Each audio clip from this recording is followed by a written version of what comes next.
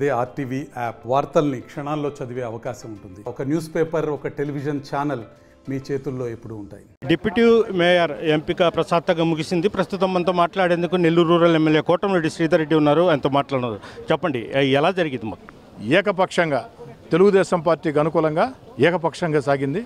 41 మంది కార్పొరేటర్లు ఏదైతే మేమందరం కలిసి ఎన్నుకోవడం జరిగింది.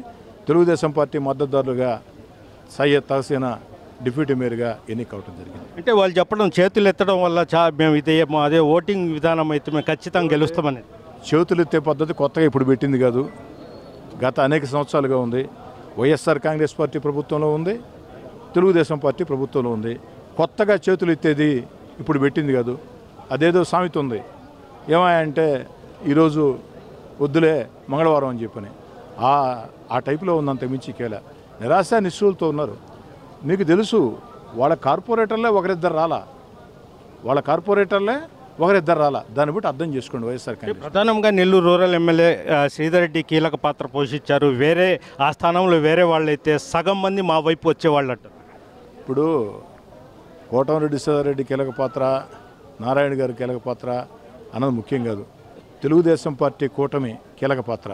నెల్లూరు నగర రూరల్ నియోజకవర్గాల్లో ఉండే ప్రతి తెలుగుదేశం పార్టీ కార్యకర్త, నాయకుడు, తెలుగుదేశం పార్టీ కూటమి కార్యకర్త, నాయకులు, అటు జనసేన బీజేపీ నాయకులు అందరూ కూడా సహకరించారు. అందరి సహకారంతోనే ఇంతటి ఘన విజయం సాధ్యమైంది. ఇది మొత్తం తెలుగుదేశం పార్టీ కూటమి చెందుతుంది. చివరిగా అంటే ప్రధానంగా భయపడే చాలామంది అంటే వైఎస్ఆర్సీపీ నుంచే గెలిచారు, భయపడే విధ్వంస పరిపాలన అని వాళ్ళు చెప్తున్నారు పదే పదే. దాన్ని ఏమంటారు? వైఎస్ఆర్ కాంగ్రెస్ పార్టీ విధ్వంస పాలన వాళ్ళే చెప్తున్నారా? వైఎస్ఆర్సీపీ వాళ్ళు మీ పాలన, కూటమి ప్రభుత్వం మా పాలన విధ్వంసం. ఇప్పుడు గెలిచిన వాళ్ళంతా వైఎస్ఆర్సీపీ, కేవలం వాళ్ళతో భయపడే వీళ్ళంతా అటువైపు పోయారు. మా పాలన విధ్వంసమో వాళ్ళ పాలన విధ్వంసమో ప్రజలు నిర్ణయించారు.